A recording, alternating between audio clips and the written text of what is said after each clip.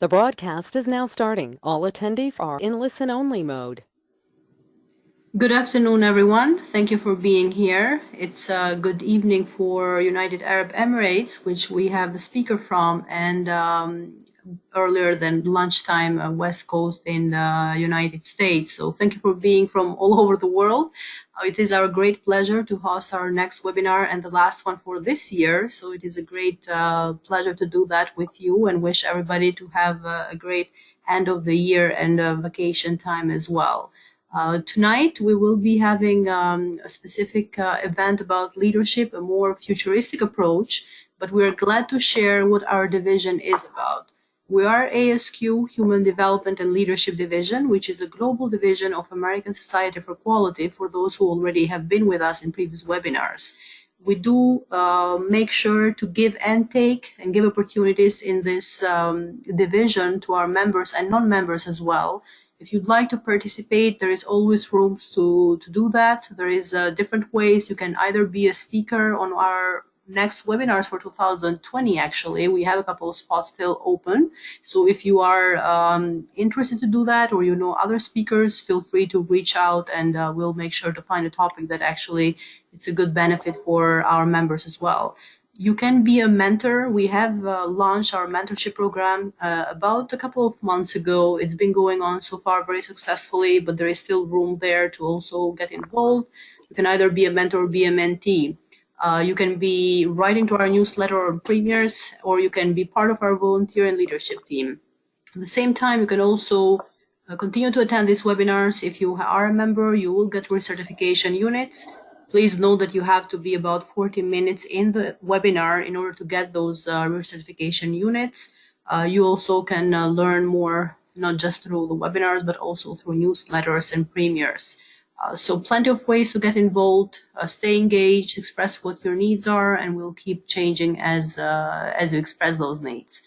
Tonight, we have the honor to have as our guest our ASQ Regional Director, actually in United Arab Emirates, Nancy Nouaimeh, and very pleasure to have you here, Nancy. She's been for quite some time now an accomplished chartered business excellence, a total quality management professional with over 16 plus years of experience and a proven record of significant achievement. So congratulations. She holds a master's degree in total quality management and agronomic sciences and bioengineering. In her current job, she's an AVP of quality, safety, and performance excellence at a leading food services and management company in Dubai.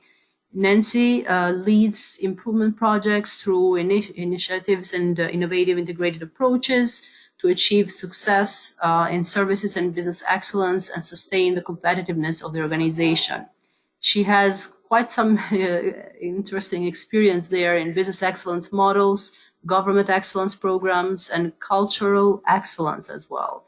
Nancy also is a subject matter expert, a senior professional in Judge and National Excellence, Innovation, Quality Professionals Award, a coach, trainer. She's versed in leading teams and transferring knowledge across the organization and externally by presenting her work in seminars and conferences in that region. She's, as I said, currently ASQ Region Director for EMEA. She's been awarded with a Testimonial Leadership Award from ASQ in 2014 for her valuable contribution in raising ASQ's profile and the voice of quality in United Arab Emirates, and has been selected as one of the fresh faces of quality featured in Quality Progress magazine, which is very well known and published by ASQ in November 2016. So Nancy, we're really grateful to have you here and have your continuous contribution to ASQ. As some of our members already know, we tend to have a global initiative as well with ASQ Human Development and Leadership. So our approach is always trying to, at least once a year, try to go away a little bit from not just ASQ in terms of Canada, US, and Latin America, but also broader. So we're very happy to start having those conversations with you and reach and approach other regions with your contribution as well. Thank you for being here, and we're very happy to hear you tonight. Thank you very much, Sidita. I'm very delighted to be presenting this last webinar. And as you mentioned, being the region director for Europe, Middle East and Africa, I really appreciate this global approach you're having. And I hope that we're going to be having next year more webinars from the region. Now, so welcome everybody. When Sidita asked me to add something about myself as a speaker, I just chose this quote. Before you are a leader, success is all about growing yourself. When you become a leader, success is all about growing others, by Jack Welch. And this is what the core of this webinar would be. Now, just let me take you briefly for the next 40 minutes through these three main elements we're going to be discussing. One is the trends impacting leadership. The second would be the future leadership competencies and capabilities, and how the trends would be impacting these competencies and capabilities, and what are the requirements for the future. And we will end up with a small brief about the growth culture and the learning in the future, and how the VUCA, which is the volatility, uncertainty, complexity, and ambiguity in our world, is impacting the learning trends. And Nancy, thanks for sharing the agenda. 1 second, I wanted to point out, if they had any questions, they can use the question box, because I don't want them to feel confused with the chat box. So use the question box. Anytime you have a question, we will have about 15 minutes at the end of the webinar to take question and answers. But if you have questions in the meantime, please make sure to use that and we'll follow up on that. Thanks, Nancy. Thank you, Sita. So I just thought of starting a little bit about one success story from UAE. We have a major group here, which is the Majid Al Futtaim group, and they have their roots in the asset-heavy world of real estate. And they've been very successful and became leaders in developing and operating shopping malls in the Middle East. And one saying by their CEO, Mr. Alan Bejani, he says, we always look at leadership through the lens of leading teams, leading others, leading businesses, and leading change. But the most daunting task for the most junior and the most senior among us is leading ourselves. It's a duty we have, first toward ourselves, and then toward our business and toward our people, to support them in their leadership journey and development. And I hope that I'll be able to touch some of these elements during the webinar. Now, starting with some of the trends, this is one of the research by Korn Ferry in 2019. This is one of the tables they shared, and that reflects on the future of the workforce, the ways work is happening, and the inclusive leaders. And also I want you a little bit just to go through, when it comes to fluid workforce, to go to the fifth point. Real-time continuous learning, development, and feedback are crucial for the workforce in the future, and this will be discussed later on during the webinar. We're looking for the future, for more networking, more network way of operating, connecting people together, and this will happen only by having inclusive leaders.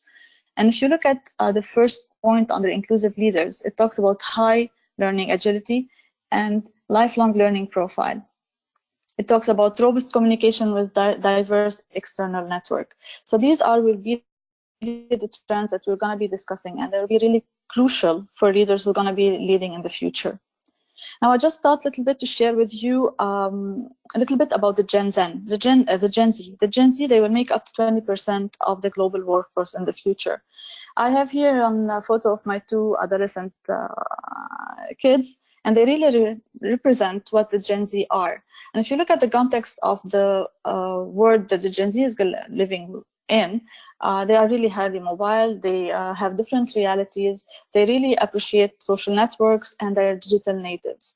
Their behavior is really undefined, they have undefined ID, they're really searching for the truth. And when it comes to the truth, they look at the truth, their individual truth, they look at the truth in the connections around them, they look at understanding different truths, they dialogue well with others, and they are really very realistic. They don't live in imaginative world. They really want to understand all that's going on around them. And their way of consumption, they look for uniqueness. They look to differentiate themselves when it comes to their consumption trends. They don't have limited options. They really live in a world where they have unlimited options. They have access to all different choices through internet and through the connectivity they have. And one of the major things which is very important for the Gen Z and which determines their behavior and their consumption trends is their focus on ethics. Now, Gen Z will be, like I said, 20% of the future for workforce. And this will be very important for people who are going to be leading in the future. One of the other trends which I wanted to share with you is from the Hay Group, which is a previous Korn Ferry. This is one of the leadership reports which they issued about the trends for 2030. And they shared 6 mega trends, which the leader need to understand to lead in the future. Now, starting from individualization. People are really looking at more individualization. We live in a world where freedom is growing. There's more freedom to choose from the options available. And this has become something expected and granted to individuals within societies and communities. And there's a need to redesign work processes to better suit individuals in terms of time management and work independence. And leaders of the future will have to work harder to generate personal loyalty through accommodating employees' requirement, enabling self-directed ways of working and individualized leadership. The second trend they shared is demographic change. And there's a lot of demographic imbalances in terms of life expectancy and populations across the world. And this implies that certain regions will suffer skills shortage due to migration from high populated to less populated areas, unrest in certain areas, and what we could call as a war of talent and retaining skilled employees. In this context, leaders will need to understand, lead, and integrate their teams and motivate them into becoming increasingly more performing. And these teams are mainly more diverse. And this will require fostering intergenerational and intercultural teamwork, which will become very essential, as well as finding other ways to engender commitment and loyalty among people of different ages and from different cultures and within or with different values. The third trend which they shared is the globalization. The nature of globalization is changing largely due to the shift in the global balance of power, mainly from Asia from the West to Asia, and to the rise of a global middle class. Now, international companies are also experiencing the need to adapt their global strategies for local markets where they are operating, and fostering a local participation in decision-making from the local teams, having more culturally diverse leadership teams, and encouraging more cross-country and cross-functional collaboration. And we go back to the initial study which I shared with you, which is really fostering collaboration. Embracing the digital natives. Now, digital lifestyle is also changing a lot. And like I mentioned, the Gen Z are digital natives, and the Gen Z will constitute the workforce in the future.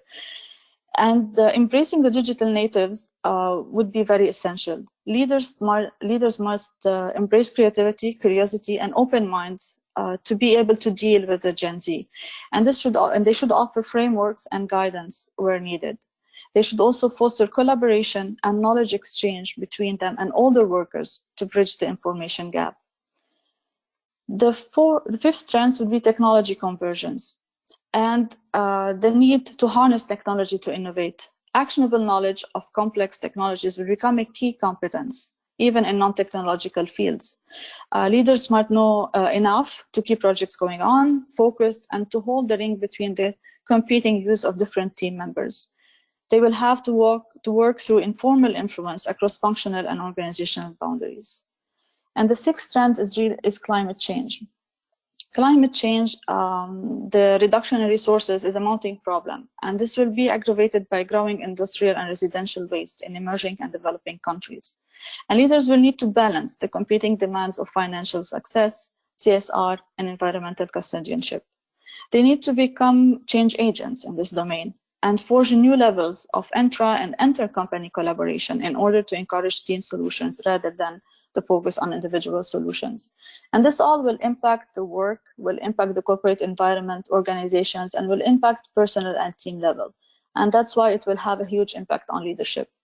This study by Hay Group was the first one really to address the mega trends when it comes to leadership. And it addressed both individual and organizational impacts. Now, from the same study, if I want to summarize, these are the new leadership challenges. They need to have new ways to create loyalty of this diverse workforce and the Gen Z impact on the workplace. They need to lead increasingly diverse and independent teams. They need to lead teams with no direct authority sometimes, and we see this more often in organizations. they need to relinquish their own power in favor of collaborative approaches inside and outside the organization. And this was very well reflected in the report of Hague Group, where they really addressed a lot of many of the trends which are having direct impact on the collaborative approach of leaders when they want to really get information within from inside and outside the organization and lead cross-functional teams. And one of the key also challenges is managing up, down, and sideways. And now there are other studies that mention that leaders would have to invest 50% of their time leading themselves, 20% leading those with who they have authority over them, and 15% leading their peers. So these challenges would really require a lot of changes in the behaviors of leaders and changes in the focus of leaders in the future. Now I'm gonna leave this to Sedita to run a poll with you. Yes, so let's see what our audience is experiencing the most as a challenge while leading people or being in a leadership relationship. It's important to know what the challenges is experiencing so we can also address our webinar that way. So feel free to share your biggest pain point. I would say it doesn't necessarily have to be one only, but you can select the most priority one, so the most challenging for you. I see there many are voting, so let's give it some more time. That's good. Yes, we always have a very active audience, so that's great to hear and get some feedback, and that helps the speaker as well. So that's still going.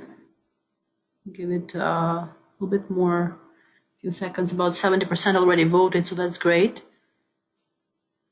And we already see some variance in the responses, which is interesting. I'm curious to know. Okay, so let's close that. There's still some there voting, but we'll close that. We're at 85%. And okay, let's share the results. So we have the most challenging one seems to be at 45%, lead teams with no direct authority, sometimes. Well, having cross-functional makes sense of that response. The next one would be managing up, down, and sideways with 18%. 16% lead increasingly diverse and independent teams. 11% new ways to create loyalty, and 9% relinquish own power in favor to collaborative approach. That's very good. Thank you very much, Sedita. You're welcome. So just I think I will have some interesting things to share with those who voted 45% later on. But just to close a little bit the research from Hay, I wanted to highlight for you the key leadership competencies for the future, which are highlighted in the report. And to successfully develop this combination of skills and qualities, one has to start by sometimes abandoning much of the thinking and behavior that propelled them to the top in the first place, to differentiate themselves from others, where they had to be individual, working in an individual way a little bit. So the effective leaders, as per the report, will be those who will have or will demonstrate emotional intelligence by having cultural responsiveness, high cultural responsiveness, by being adapted to different situations. They will show behaviors who are like that, being very flexible, internationally mobile, and they don't really mind having different positions in different countries. They will be highly collaborative, and they will be seeking to learn different languages to be able to communicate in diverse and multicultural environment. And the cognitive competencies would be like intellectual openness and curiosity to learn, strong conceptual skills, and strong strategic thinking skills. Now, this is another report which maybe attendees have seen it before, but it's from the World Economic Forum, the report from 2018, which is the future of jobs. And I wanted to highlight two main things, the growing skills of active learning and learning strategies, and the leadership and social influence. And the other three skills which I wanted to highlight are analytical thinking and innovation, creativity, originality, and initiative, and critical thinking and analysis. And if you see, like, these are human skills: creativity, originality, initiative, critical thinking, negotiation. And they would be required, and they would have increasing values in the future, with the attention to details, the resilience required, flexibility, and complex problem solving. Now, emotional intelligence, leadership, and social influence as well would be important, and these in service orientation. And they would see particularly an increase in the demand relative to their current prominence today. Now, the arrows which I showed with the red border, they are the multiplier skills. And maybe many of the attendees have heard about the book Multiplier of Liz Wiseman. And she talks about the multiplier skills. And the multiplier, who's someone who would be looking at engaging with others, harvesting their intelligence, and trying to bring them to a different level, and keeping the end goal in mind. And this is something not easy to do. In her book, she explains a lot of ways of doing so. But why I'm highlighting this here, just this will feed into my presentation later on, where leaders should be really working with their teams, trying to bring them to a different level of knowledge by harnessing the learning skills they have, harnessing their creativity and their innovation, and trying to bring them to come up with different solutions for the future, which are really needed when we talk about sustainability challenges we're facing. Now, just this is a nice representation I felt from the core capabilities of successful future leader. It's concise. It gives you straight to the point tips of what are the capabilities required in the future by leaders, starting by being sharp, seeing the way forward, looking at the things in a different way, but remaining focused, staying on the course, and being able to achieve the objectives and goals put forward. Being authentic, true to themselves, never changing their values and their ethics, acting as enablers, realizing their full potential first, and then looking at realizing the potential of their team members, staying connected, and this goes back to the first slide which I shared about Conferry report. They look at building bridges between people. They're not individualists. They really look at connecting everybody, connecting themselves to the others, and connecting their teams together. They're energizers. They are charismatic. They're charming. They look at winning hearts and minds. They can do that because they are really authentic with themselves. They look at connecting people, and they care about the people.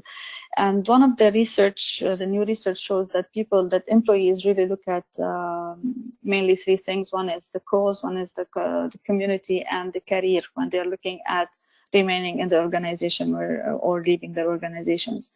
And they are achievers because they always deliver impact.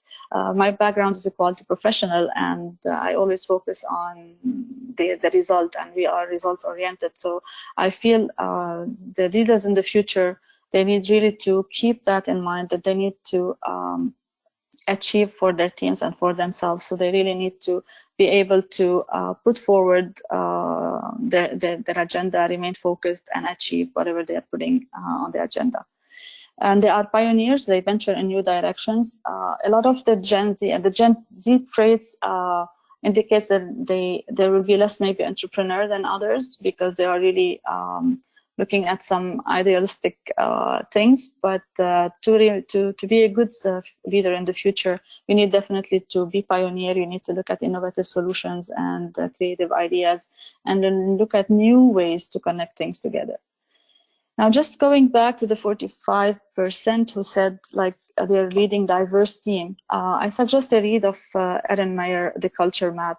When I joined UAE 13 years back, I was facing a lot of challenges dealing with multicultural environment and multicultural team. And it's really hard sometimes to understand the answers of others when they come from a different background.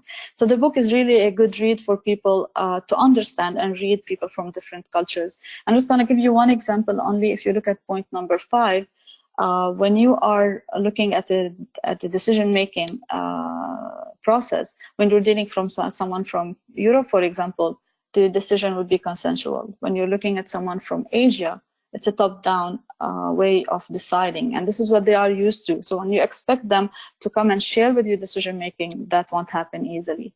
So the book is a very good element to make people understand how they need to deal with people from different cultures.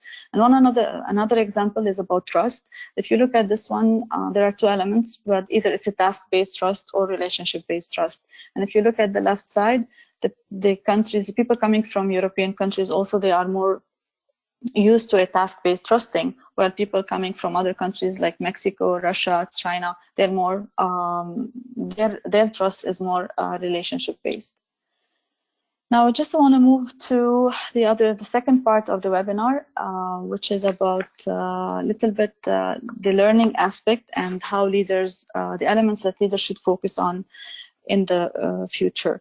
So just this saying, I think it's very important because it addresses what I'm going to be talking about next. It's difficult to foster a growth mindset in others if we haven't engaged in the hard, reflective work of identifying our own fixed mindsets, observing them mindfully, and working to shift our thinking over time. And this is by Edward Briceno, an Education Week teacher. Now, to be able to start changing others, first someone needs to look at himself and need to see whether is he doing the right thing, whether there any improvement that has to be done to his skills, competencies, to be able to change and lead change. Now, just I want to take you through a little bit this self-assessment exercise. You will see some of the elements that are needed for someone to reflect on when he want to assess his own way of leading and the way he's really managing the team. So just I want you to look a little bit about and ask yourself whether you are a servant leader. Are you really using this approach when you're dealing with your team? Servant leadership usually are humble. They lead with humility. They tend to serve the benefit of the others in the team. Second point, are you constantly seeking ways to improve, diversify your knowledge? Are you really looking at keeping abreast of the industry changes and new trends, what's going on around in the world, and trying to understand how this is impacting your work?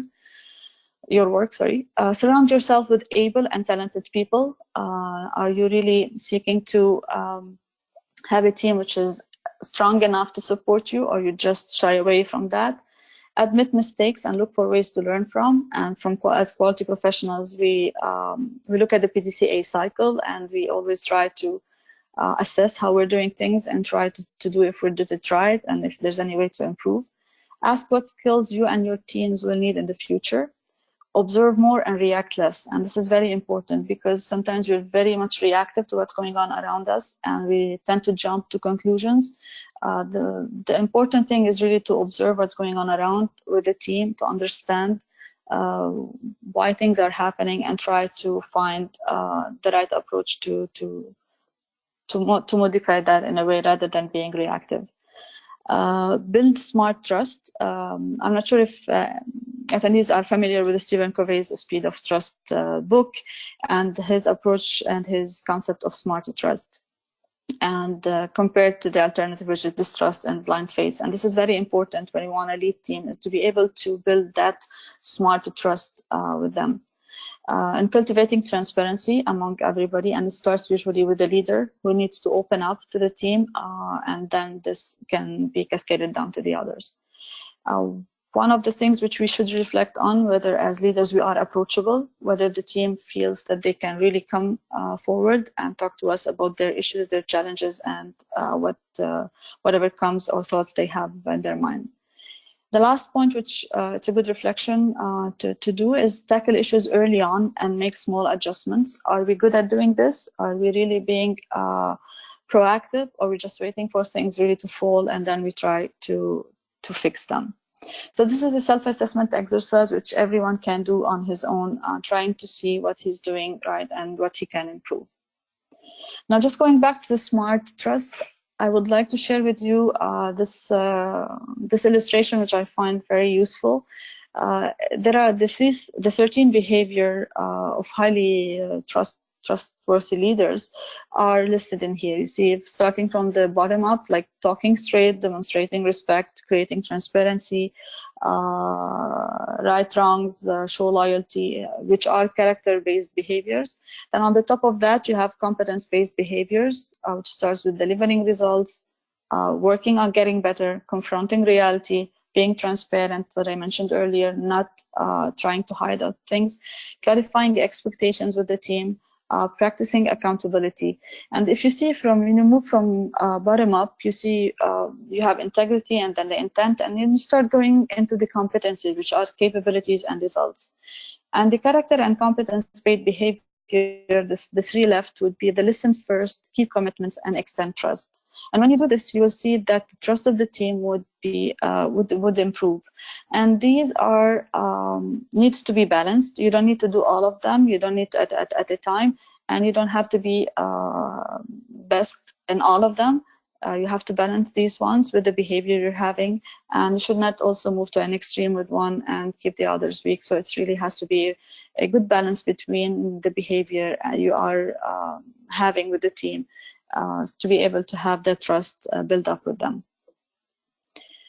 Now, moving forward, one of the elements which I would like to share with you is, this is also came many times in different research which I've shared with you, is the need for collective leadership.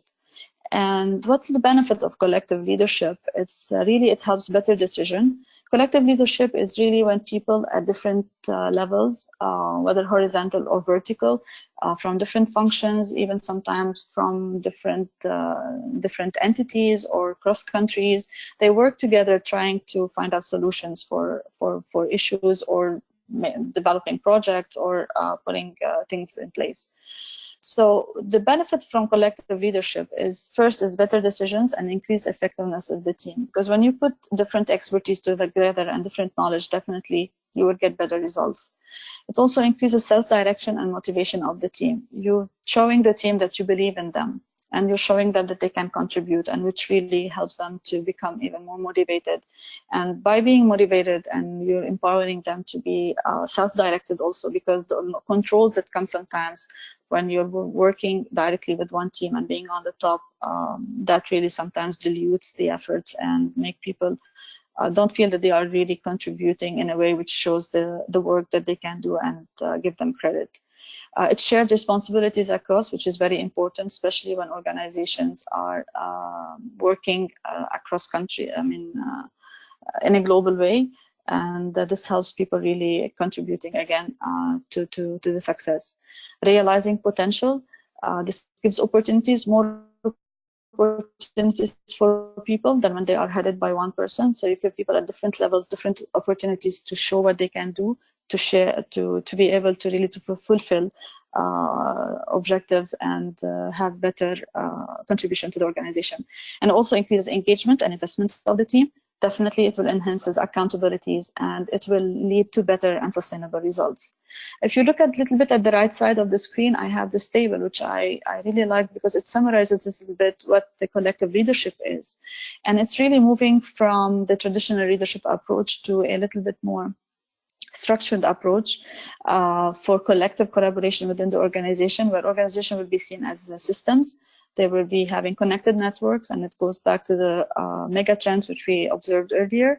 The decision making will be shared and rotated within teams, and this will give a better accountability. It's an assumption about people will be that people are inherently capable and can be trusted to do the right thing. This is different from the traditional approach where people need to be told what to do. And the belief about how success is created, the belief is that success comes from the diverse perspectives and skills of many. And it's not about one person who is the leader on the top. Now, this is very important, and it's really critical for leaders to develop this collective approach to leadership in the future to tackle the mega trends. Sustainability, it's really one of the core values for the future, and there's many research that shows that, and the latest one from PwC also mentioned that sustainability is really going to be very critical for the leaders of the future. And it is there because there would be a high need for reskilling the workforce. And when we talk about sustainability, usually we are more focused on economic, environmental, and social aspect of sustainability. But sustainability leadership is it's a concept which is growing, and it's very needed in the world, in the transition world we're living in. Now, there are two other elements for sustainability which I would like to share with you, and this came from the CEC European Manager approach to sustainability, where they talk about procedural sustainability and personal sustainability. So if you look at the first one, this is a sustainability element which supports workforce to become more agile, to become really more involved in the sustainability movement. By embracing diversity, by being more cautious to the harm and the health that being inflicted by the organizational work on the people and their health, being more transparent, focusing on innovation, and having more inclusion and participation of everybody in the sustainability and the success of the organization. When it comes to personal sustainability, they list all of these elements, starting to mindfulness, which is really being present, being more listener than being focusing on yourself, the continuous learning approach, being more adaptable and flexible to be able to really accommodate and change, to be able to lead better and contribute better to the organization with the trends that it's facing currently. Sense of responsibility, sense of ethics, which is really required to keep the things on the right track. Thinking in multiple perspectives, because we can't keep any more the focus on one element. With all the changes that are happening around, people need to be able to first understand them and then be able to look at them and be able to tackle them in the right way. So they need definitely to look at the things in different perspectives. Team building was crucial, building networks and trust, and this is what I shared earlier in the webinar, and understand the social settings and how things are set to be able to contribute to the society. Now, these two elements are very critical when we talk about sustainability. And it's really about the contribution of the individual and the contribution when it comes to systems and procedures to the success of this organization and the sustainability efforts that they are leading. Now, just the last part of the presentation, I wanted really to share with you a little bit about the learning and how the learning models are shifting. And going back to the World Economic Forum study and the report which they issued in 2018, they said that in 2022, everyone will need an extra 101 days of learning. And there's an increased importance of diversity of experience and lifelong learning. And this is one of the things I think keeps coming now in different forums, which is the lifelong learners. And this is really a nice concept that everybody and then future leaders need to focus on. Now, growth, culture, and learning, I wanted just to share with you a little bit. And the key thing is that to have a growth mindset. And leaders sometimes, like the quote I shared earlier, they have to start with themselves and try to see whether they really have a growth mindset before start on what they need to do to make their teams have that growth mindset.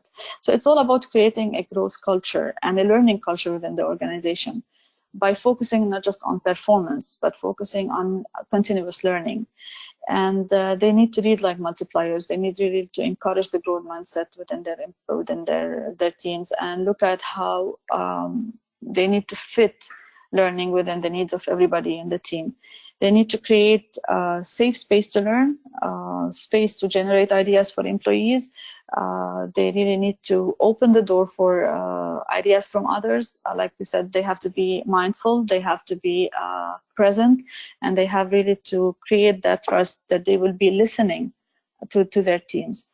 Organize cross-silo dialogue. This goes to collaborative leadership. By creating cross-silo dialogue, you will be really multiplying the ideas, multiplying the knowledge, and multiplying the sharing of experience within the team. And this really will help problem solving. Nurture agility and adaptability, and this is really critical for the growth culture. If people feel that they are really encouraged to take actions, to become agile, to become more adaptable, so they really definitely will maybe take that move to generate new ideas and to be able really to help the organization moving forward with its plans.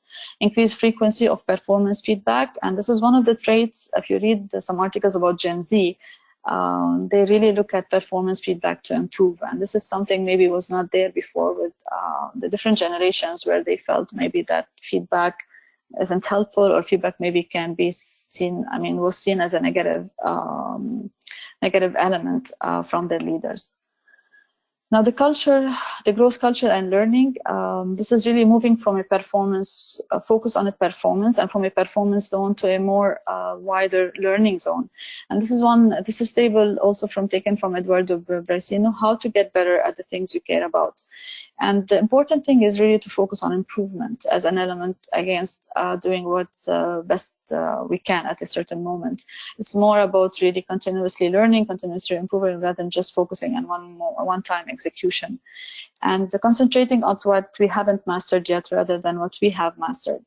And a lot of methodologies of recruitment for organization focus on identifying what the person can do for the organization, not what he have done in previous organizations. And this is very, very relevant sometimes when you want to really identify the potential of the person and what he can contribute to your organization. And when we are in a learning zone, we look at the mistakes that they are really something okay to do, they're expected, rather than to be minimized. Because when you do mistakes, this is when you are really trying new things. This is when you are really being maybe creative and innovative. And this is where you really will be allowed to make mistakes, because you will be learning from those mistakes. And the benefit of a learning zone rather is really to have a growth and future performance that for organization, rather just focusing on one moment. And when you combine improvement and learning, you will definitely gonna move your workforce to a different level of performance, which is like a loop. You learn, you'll improve your performance, and this keeps going on. Now, reaching to this point, which is the improvement development programs, which I wanted to share with you.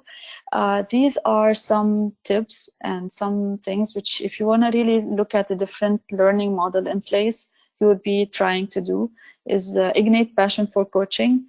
Sometimes this is something where organization doesn't really support, because it takes time from the leader's schedule. But this is something very important when you want to really support your learning and growth culture in the organization. You need to give space for people to coach each other. Coaching for, when we talk about collaborative leadership, and we talk about cross-functional teams, and we talk about globalization and people really moving and working in different countries together under the same umbrella, same organization, coaching will take a different format. It might be informal coaching. People will identify sometimes similar interests together, and they will be supporting each other. And this is really, even virtually, this can happen. Deal with the short shelf life of learning and development needs. They should really move. Sometimes we look at the current needs of employees, but we should really look at reskilling. We should really look at the future. What are the skills that people need, and how to put that in place. And the learning model itself has to change. And there's a lot of studies happening now about what type of learning should be there. And there's a lot of companies utilizing e-platforms, utilizing gamification to support the learning process of the workforce. And one of the things which is very important is to teach employees to own their career development. You need to support them. You need to give them the platforms they need to continuously learn, but also they need to become the owner of their career development. And this is something comes from the growth culture and the growth mindset you put in and you try to nurture. Serve the learning needs of more virtual teams. This is really very relevant in the current world and in the future. Provide flexible learning options to meet the needs of different people. People learn in different ways. They don't have all the same way of learning. So it's very important to adapt different learning methodologies to be able to support the workforce. Gen Z will definitely, I think, privilege gamification on other things. But there's a lot of ways to have flexibility when it comes to your learning platforms. Match different learning options to different learning styles. So this is really very critical to really understand the team you have, understand what they will privilege, what things you need to do with them. This depends on the level of people you're talking to in the organization, depends on the background, depends on the work they're doing. So you need to adapt your learning platform to the needs of the workforce. Now, just to close, I just wanted to share with you, or just to keep in mind for the future of learning and the future of the learning platforms that people are encouraging, and how really we can promote more continuous learning among the workforce. It's just to keep in mind it has to be just enough, just in time, and just for me. And it means anywhere, anytime, anyhow learning, and which is just enough for one person, because we should be looking for the future for individualized learning, where we look at everyone's needs compared to the group needs and the classroom training that's happening now, just in time for them to be able to learn those new skills they need to move on, and to be able to match the trends of the work and the job they're doing. And it has to be the right information, not too much, not too less, because sometimes classroom training and the current courses offered, sometimes they provide too much information or too less information. So organizations and people dealing with the learning process in their companies need to look at having it really just enough for the individual and just on time for them to move forward. So this is what my presentation is about. I hope it was useful for you, and I'm open for questions. Sidita?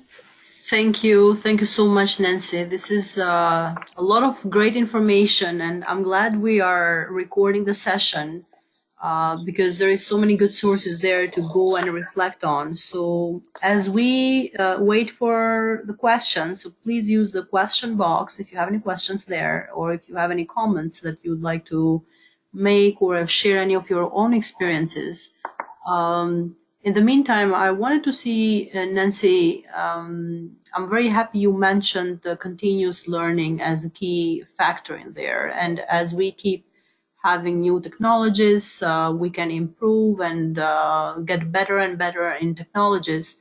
But as we know with people, we still will be needing that continuous learning, because another generation is coming, and then another one, and then another one. So it's not that you just build people and that keeps being the perfect solution.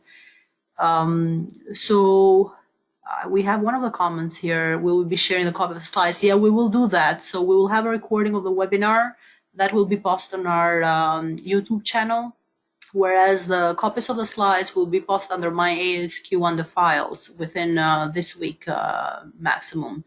So please feel free to do that and take a look at that. Any questions, please feel free to share. As I was saying, Nancy, so what is though that you see or you have experience with, what actually are companies doing about that? I'm a big fan of the fact of you need to take charge of your own development as an employee, regardless if you are a follower, leader, like we're a bit of everything, right? But Yeah. what are companies actually doing? And I know some are like, maybe the new companies are doing that, but what about traditional companies? Do you feel like they are shifting, or anything you have experienced that it's kind of taking this approach? What are we failing at, basically, is my question, because I feel like these topics are so common and we keep repeating them because they are key. But at the same time, there is this continuous need to repeat the topics themselves. But what are we missing? Yeah, in fact, if I would like to maybe share a little bit about what's going on here in, for example, in UAE, we see a shift, but maybe not at the speed that or at the pace required. So organizations are realizing that they need to give a space for their employees to learn. They need to give them time, which comes from the time that's spent at work, and they need to facilitate that. And the e-learning is really picking up, where a lot of companies are offering learning courses. Companies can just register their employees, and they can go on their own pace, develop the skills they need. So this is really picking up a little bit here in the region. Companies are failing because I think maybe some companies did not understand the importance of moving quickly and reskilling their employees sometimes, or really giving them this opportunity to continuously learn. And these are the organizations which I think maybe they did not really get it, how much is important for them to remain competitive and to provide that opportunity for employees. But going back to your question, we're failing. I think it's going to take time like everything else, but maybe the need is really to really act quickly, but sometimes things takes time. So organizations, some of them have understood that they need to move quickly and give that space for employees to learn, and they're encouraging them and they reward them based on the additional training, the learning they got. It's not about training; it's really about the new skills they learned. And some organization open a door for their employees to really be part of other associations, organizations, and sharing the knowledge sharing, being in the knowledge sharing platform outside the organization. This is very much encouraged here in the region. Mm-hmm. So some organizations are doing that, but it's definitely a lot are not on board yet. And because in US I experienced the same, many companies did have some learning platforms, and what I felt sometimes was lacking is actually the information of employees to know about it. So not just having, like we had ASQ, but also the employees didn't even know that they had access to ASQ exactly, as an organizational member, and that was such a waste of resources right there and then. Another one was just like, I can't say we have to make it mandatory, but at the same time, if you just leave it optional and for employees to maybe when they have their free time to go there, or not giving them the time, even within the work hours. Like, we can't just pretend that everybody, when they go home, they are so motivated into going and learning, So I feel like we need to formalize a bit. What do you think? Exactly. In fact, some organizations, they have it as part of their, the daily work of the employee. You need to do like 5-6 hours, a month of continuous learning, and they have platforms. There are certain companies, they have really platform where they document everything is recorded and tracked. But also sometimes employees, if you force them to do something, and that also sometimes can go in a negative way. So I think there should be a balance between giving freedom for employees a little bit to do whatever they feel. And this is where owning the career development and the learning is part of the employee motivation to change and to improve. And where organizations are guarding them and giving them the resources to utilize to be able to learn and continuously improve their skills. So it has to be, I think, both ways. And this is what will differentiate sometimes also people and will help some leaders to emerge. And and we have some comments coming, so which is interesting to see. Another last point from my end was, because it always bothers me, how do people get into leadership? I feel like there is not a very healthy way of how people get into becoming managers within organizations and in becoming true leaders. And if leadership skills needs have changed, let's say we're going through traditional management to agile teams, then we as companies, executives, whoever is managing these strategies, need to ensure that leadership skills are there. Otherwise, how can you expect it to be there?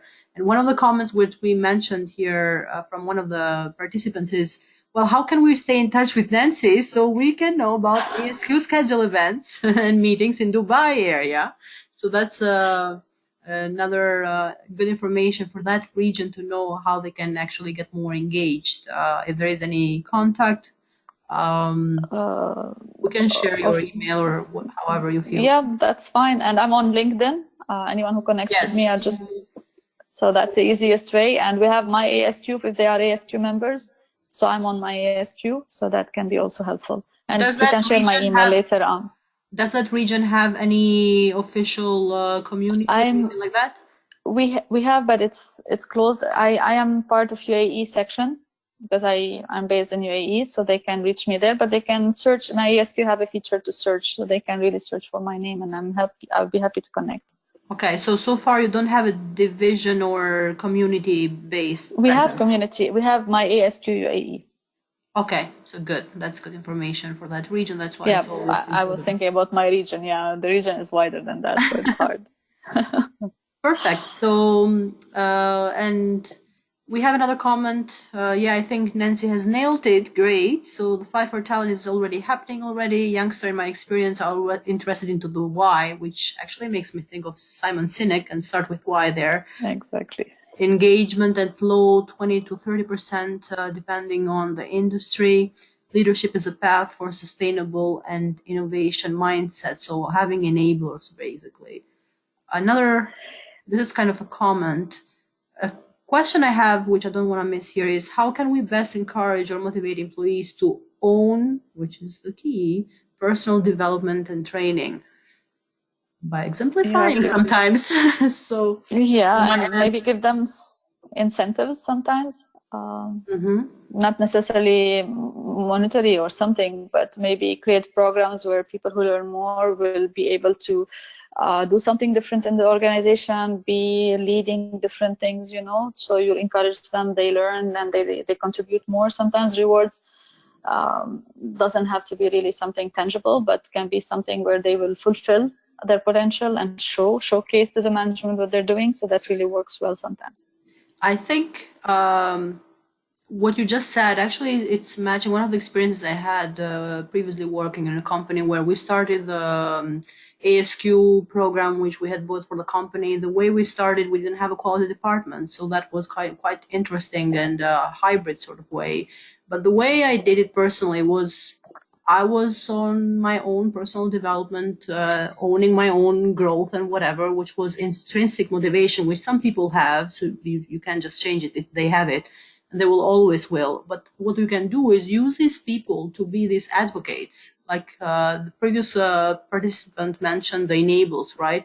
So I was in a positive way, but using other employees I've been working with that I knew they had this intrinsic motivation to just give them the information about the quality program, the leadership trainings we had, and get them involved. And by getting them involved, they got certified as well. And other people got into how they're actually using these tools and making their work and life balance within work better. And they got to get more excited about it. So what you just mentioned, like try to show and give these sources of information sometimes can help. Exactly. And Sarita, if do you have any comments or any more questions? No, you can actually, wrap it up for yourself. Just one, someone mentioned the why of Simon Sinek, and I totally agree. And this is one thing which I think you don't need really to look at cultural differences when you work with the why. Because when you tell consequences, when you tell people why they're doing something, this is the best way to make them understand its impact and the consequences of what they're doing. And this is where the decision making becomes better. And this is what we experience in our organization. So it's really, I mean, I really like this concept of the why, focusing on the why and spreading the why around, because it really works. So thank you very much for your comment. Yep, we thank our participants who are always not just asking questions, but sharing their experiences, which is quite interesting. We're actually next month, if you move to the next slide, we will have another webinar already, which is launched already on the MyASQ page. And that will be a good follow-up webinar because it will talk about emotional intelligence. And as we know with leadership, a lot of it has to do with emotions and dealing with these frequent changing situations and diverse people and cross-functional teams. Emotional intelligence is key, especially with the new exponential growth of technology. So we will have Jamil Lindo. With this time, we're going to Canada. So that's quite interesting. From month to month, we're traveling the world. And it's interesting to see how quality is approached in different countries. So we're very excited about that. The link is already in my ASQ files, but also on our LinkedIn social media and a newsletter. If you want to sign up, you'll get an email about that each month. We do have for this specific webinar 1-minute survey. It's about 5 questions, so please use that because we do take them seriously and change whatever needs to be changed based on your feedback. So please use that. That's your opportunity to raise your voice and let us know how we want to move forward. Again, thank you so much for being here tonight, and thank you, Nancy, for your broad and quite intense source of knowledge here. So we're very happy to record this and launch it this week on YouTube as well. Thanks, Nancy. Thank you very much, Sarita, and for your all your work on really facilitating these webinars. Great work. Thank you very much, and bye-bye, everybody. Have a good night. Take care. Bye. Thank you. Bye-bye.